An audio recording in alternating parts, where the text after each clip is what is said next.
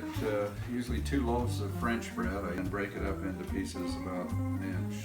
Sometimes I'll let it sit if I get it done ahead of time and let it dry a little bit, but normally not. Just cut it up, put it in a bowl, and mixing thing. I put eight eggs in, beat them up so they're together, and then I put 4 large tablespoons of onion flakes, minced onion, 2 teaspoons of thyme, 4 teaspoons of sage, and sometimes I'll use the rubbed sage, sometimes the sage powder, and usually 1.5 teaspoons of salt and 2 teaspoons of pepper.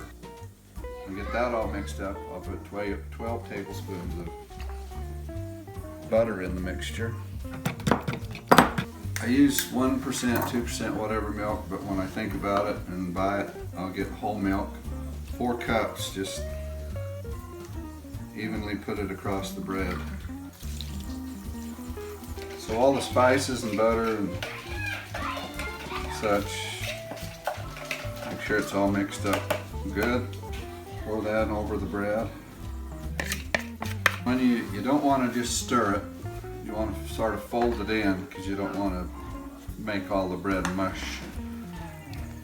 Coat it with the seasoning, hopefully. I do a heavy aluminum foil, line it with some cooking spray so it doesn't sit on the bottom. And I do the size of the recipe so it's a big pan, not a regular 9.5 by 13. It's a little bit bigger than that.